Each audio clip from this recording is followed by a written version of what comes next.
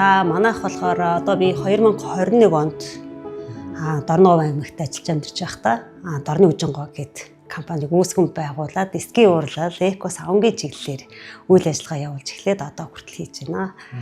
Тэгээд манай одоо миний гол зорилго нь болохоор Монгол малынхаа түүхийн эдийг эцсийн бүтээгдэхүүн болгоод юм одоо ингээд өөрийнхөө одоо нөгөө говь нутгийнхаа тэмээ сүргийг одоо өөрийнхөө энэ хийж байгаа бүтээлээрээ дамжуулаад тэмээний өв соёлыг дэлгэрүүлэх ийм л зорилгоор одоо хийж эхэлсэн. Одоо тэгээ одоо хийгээд ингэ явж байгаа. Энэ бол манай өрхийн бизнес.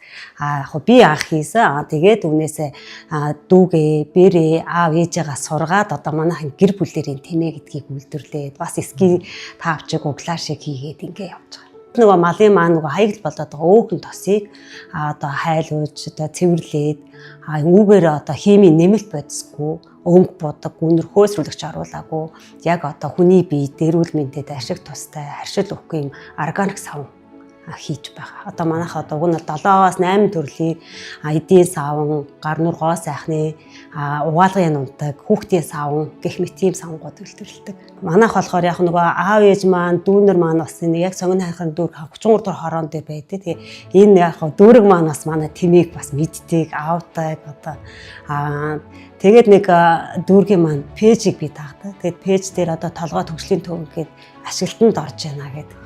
Тэгэнгүүт нь л ерөөсөө өргөдөл өгсөн. Тэгээ өргөдөл өгсөн чи шалгарсан, нийслэлийн жижиг дунд дээр очсон.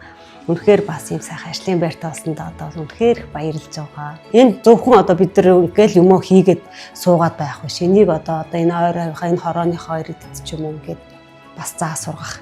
Цаашлаад бас ажлын байрыг бас нэмэгдүүлэх одоо өөртөө хийж байгаа нэг ажилдаа бас нөгөө хүн цалинжуулж ажилуулах гэтэр гэдэг. Ажлын байр нэмэх гэтэр гэсэн иймэрхүү шаардлагатай.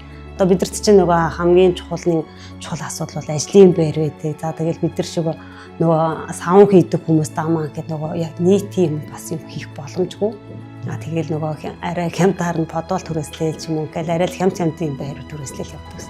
Тэгээ одоо энд өргөжж байгаа. Тэгээ цаашдаа бас савнгийнхаа бүр одоо цехийг үйлдвэрлэлийг бүр өргөжүүлээд тэгээ эндээ байж байгаа боожод гарнаа л гэсэн зорилготой байгаа. Одоо гэр бас харьцангуй бас ойрхон болж ирсэн.